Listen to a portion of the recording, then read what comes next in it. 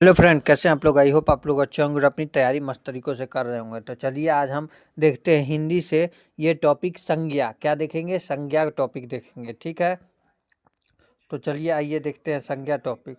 ठीक है, तो संज्ञा, चलिए संज्ञा किसको कहते हैं? स्वर्णों का विभाजन, ध्वनिगत विशेषताओं, उत्पत्ति के आधार पर स्वर्णों के दो भेद होते हैं। ठीक है, मूल स्वर्ण देखेंगे, ऐसे स्वर्ण जिनकी उत्पत्ति में किसी अन्य वर्ण का योगदान नहीं होता हो, वो मूल स्वर्णों को एकल स्वर में भी कहा जाता है। ये संख्या 4 होती है। कौन कौन से? अ, ई, उ और री।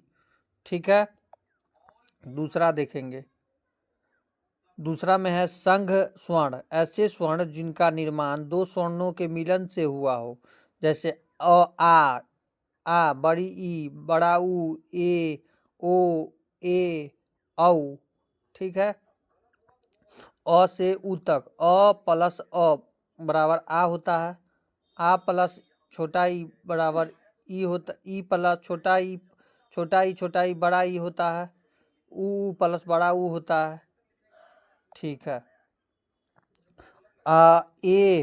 ए का हो जाएगा आ प्लस ई, ए। ओ का हो जाएगा आ प्लस उ, एक बड़ा ए का हो जाएगा अ प्लस ए, बड़ा ओ का हो जाएगा अ प्लस ओ। ठीक है, संघ स्वर्ण के दो उपभेद होते हैं। संधय स्वर के दो उपभेद होते हैं। पहला, दीर्घ स्वर, एक ही स्थान से उच्चारित दो स्वर्णों के योग से बने स्वर्ण को दीर्घ स्वर कहते हैं। एक ही स्थान से उच्चारित दो स्वर्णों के योग से बने स्वर्ण को दीर्घ स्वर कहलाते हैं। यथा य अ प्लस आ, ई प्लस ई बड़ा ई, उ प्लस उ बड़ा उ। इस प्रकार आ, ई, बड़ा ई, उ, ए तीन दीर्घ स्वर्ण है। री तथा री के योग से री या दीर्घ स्वर्ण बनता है। इसकी वर्तनी व्यंजक में त में र प्लस री यानी त्रि, और त में प्लस री यानी त्रि, इस प्रकार से लगाई जाती है। ठीक है, अगला देखेंगे। दीर्घ दीर्घ दीर्घकार का प्रचलन केवल संस्कृत भाषा में ही होती है। हिंदी में दीर्घ री का प्रचलन नहीं होता है। संयुक्त स्वर्ण, भिन्न भिन्न स्थानों से उच्चारित दो विभाजित विजातीय स्वर्णों के योग से निर्मित स्वर्ण को संयुक्त स्वर्ण कहलाते हैं। ये आपके क्वेश्चन बीपीएससी एडीओ के एग्जाम के लिए वेरी इंपॉर्टेंट है। हिंदी से 70 जो क्वेश्चन पूछे जाएंगे, 70 क्वेश्चन, उसके लिए मैं ये सेशन लाया हूँ। बड़माला का मैंने अपलोड कर दिया था, अब संज्ञा का अपलोड करूँगा। ठीक है, तो चैनल पर बने रहिए और वीडियो लास्ट तक देखिए। और वीडियो पसंद आता तो वीडियो को लाइक कीजिए और चैनल को सब्सक्राइब कीजिए। और जीविका की भी रेगुलर अब वीडियो आएगी, तो उसको भी जाके देख सकते हैं, क्योंकि जीविका का एग्ज़ाम कुछ ही दिन के बाद होने वाला है। तो आप अपने तैयारी को जोर शोर से लगे रहिए और इस चैनल को सब्सक्राइब कीजिए ताकि आपको वीडियो का नोटिफिकेशन मिल जाए। अगला देखेंगे, यथा अ का उच्चारण स्थान कंठ है। बोलिए तो कंठ से हो रहा है। ई, छोटा ई का उच्चारण तालु से, ई तालु बोल के देख सकते हैं आप लोग। अ प्लस ई यानी दो विभाजित स्वर्णों के मेल में ए का निर्माण होता है। अ प्लस ई, ए। ठीक है, इसी प्रकार कंठ, उ तालु से, ओ कोष्टक यानी अकंठ, ए ताल कंठ तालु से, ए कंठ तालु, और अकंठ से, ओ कोष्टक से, और ओ कोष्टक का निर्माण हुआ। अतः ए, ऐ, ओ तथा औ ये चार स्वर्ण संयुक्त स्वर्ण कहलाते हैं। इनमें भी ए तथा औ गुण स्वर्ण एम ए तथा औ को वृद्धि स्वर्ण कहा जाता है। ठीक है, अगला देखेंगे मात्रा के आधार पर। क्या है? मात्रा के आधार पर। ठीक है, मात्रा के आधार पर उच्चारण करने के आधार पर, इस आधार पर स्वर्ण के तीन उपभेद होते हैं। कितने? तीन।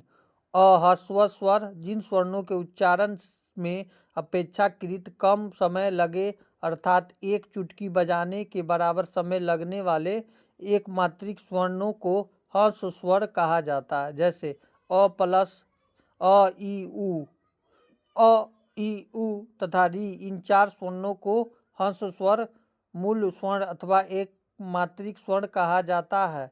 दीर्घ स्वर्ण, अगला दीर्घ स्वर्ण है। ठीक है, दीर्घ स्वर्ण।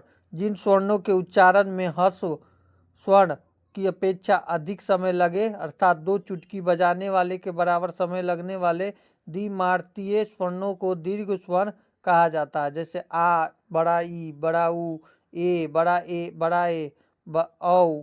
इन 7 स्वर्णों को दीर्घ स्वर्ण, गुरु स्वर्ण, संघ स्वर्ण या द्विमात्रिक स्वर्ण कहा जाता है। सभी एक ही को दीर्घ स्वर्ण, गुरु स्वर्ण, संघ स्वर्ण या त्रिमात्रिक स्वर्ण कहा जाता है। ठीक है, अगला देखेंगे।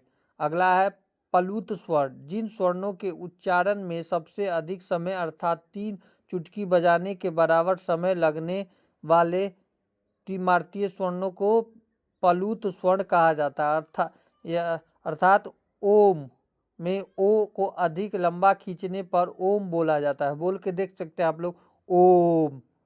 प्रत्येक स्वर्ण को लंबे समय तक बोलकर प्लुत बनाया जा सकता है।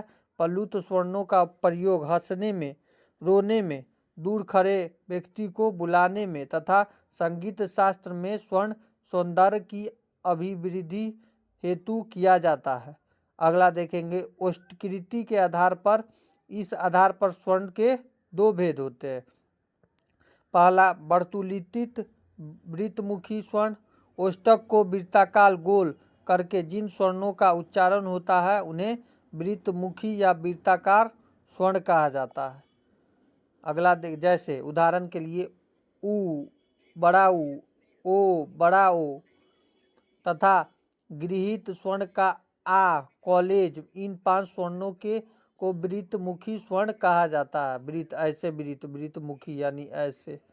आ में देखिए आ है, आ में ऐसे वृत्तमुखी। तो कॉलेज को कैसे लिखेंगे? कॉलेज को कॉलेज में ये आ है, ये जो वृत्तमुखी है इसी को कहते हैं। वृत्त जैसा है मुखी, इसी को कहते हैं। इन्हें ओष्ठ रंजित स्वर्ण भी कहा जाता है। अगला अवतुलित अवमुखी स्वर्ण। जिन स्वर्णों के उच्चारण में ओष्ठ गोल नहीं होते हैं, अपितु फैल जाते हैं, उन्हें अवृत्ति या अवृत्ताकार स्वर्ण कहा जाता है। जैसे आ, ई, बड़ा ई, री तथा ए, ऐ। इन 6 स्वर्णों को अवृत्तमुखी स्वर्ण कहा जाता है। अ स्वर्ण के उच्चारण में ओष्ठ उदासीन रहते हैं तथा अंततः इसे उदासीन स्वर्ण कहा जाता है। जीहा की स्थिति भाग के आधार पर। इस आधार पर स्वर्णों के 3 भेद होते हैं। अग्र स्वर्ण पहला, इन स्वर्णों के उच्चारण में जीहा का अग्रभाग सक्रिय रहता है, अर्थात जीहा कुछ और आगे सरक जाती है तथा जीहा भाग थोड़ा सा उठता है। अगला देखेंगे। उदाहरण के लिए छोटा ई, बड़ा ई, छोटी ए, ऐ। मध्य स्वर्ण। इन स्वर्णों के उच्चारण में जीहा का मध्य भाग सक्रिय रहता है।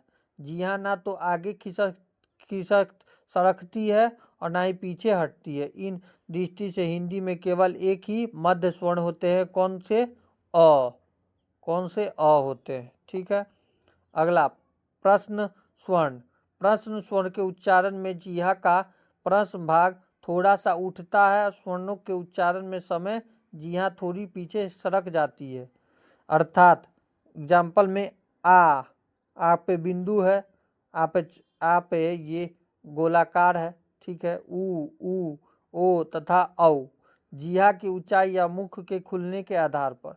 इस आधार पर स्वर्णों के 4 भेद होते हैं। पहला सवृत्त स्वर्ण, उच्च स्वर्ण भी कहा जाता है। जब जीहा का वृत्ति भाग स्वर्णों के उच्चारण के लिए अधिकतम ऊंचाई पर होता है तो मुख रक्त रंध्र संवृद्ध लगभग बंद हो जाती है, अर्थात मुख बहुत कम खुलता है। ऐसी स्थिति में उच्चारित होने वाले स्वर्ण संवृद्ध स्वर्ण कहलाते हैं। एग्जाम्पल में ई, बड़ा ई, ऊ, बड़ा ऊ, री। अर्ध संवृत्त स्वर्ण, उच्च निम्न स्वर्ण। जिन स्वर्णों के उच्चारण के समय जीहा की ऊंचाई संवृत्त की तुलना में कम रहती है तब अर्ध संवृत्त उच्चारित होते हैं। ए तथा ओ अर्ध संवृत्त की श्रेणी में आते हैं। दूसरा ब्रीवित स्वर्ण, निम्न स्वर्ण। मुख अधिक खुला हुआ। जब मुख सर्वाधिक खुला हुआ होता है तब ब्रीवित स्वर्ण का उच्चारण होता है। स्वर्णों के में आ स्वर्ण विपरीत स्वर्ण की श्रेणी में आ जाता है। अगला अर्धविपरीती निम्न उच्च स्वर्ण, मुख लगभग आधा खुला हुआ। जब मुख विपरीत स्वर्ण आ से थोड़ा कम खुला होता है तो अर्धविपरीत स्वर्णों का उच्चारण होता है। अगला देखेंगे, जैसे अ, ए, औ, आह इस श्रेणी के स्वर्ण है। प्रत्ययन के आधार पर व्यंजनों को वर्गीकरण करना। पहला स्पर्शी वर्ण कौन कौन से होते हैं? क, ख, ग और घ। ट, ठ, ड और ढ। फिर त, थ, द, ध। चौथा होगा प, फ, ब, भ। ठीक है। दूसरा होता है संघर्षी वर्ण कौन कौन से होते हैं? स, प, स, ह। तीसरा स्पर्श संघर्षी वर्ण कौन से होते हैं? च, छ, ज, झ। चौथा अनुनासिक वर्ण ड, ञ, न, म। अगला पांचवा विकसित वर्ण या द्विपृष्ठ वर्ण या तारनजात वर्ण, ये पूछा जाता है तारनजात वर्ण कौन से होते हैं, या उच्छेदित वर्ण ड, ढ। अगला पंकमिति वर्ण ड। सातवां पाशीवक्र वर्ण व्यंजक कौन से होते हैं? ल। अगला अर्ध स्वर्ण वर्ण य और व। तो वीडियो कैसा लगा नीचे कमेंट कीजिएगा, और चैनल पर नए हैं चैनल को लाइक और सब्सक्राइब भी कर सकते हैं। और ये क्लास आपके बीपीएससी एईडीओ हिंदी का था। ठीक है, हिंदी का मैंने एक टॉपिक कंप्लीट कर लिया, ये दूसरा टॉपिक है आपका। ठीक है, संज्ञा से क्वेश्चन, अब इसका हम क्वेश्चन आप लोग को कराएंगे। तो चैनल को सब्सक्राइब कर लीजिए, वीडियो को लाइक कर दीजिए और अपने फ्रेंड दोस्तों के साथ शेयर भी कर सकते हैं। मिलते हैं किसी नेक्स्ट वीडियो में। Thank you everyone, have a nice day, all the best.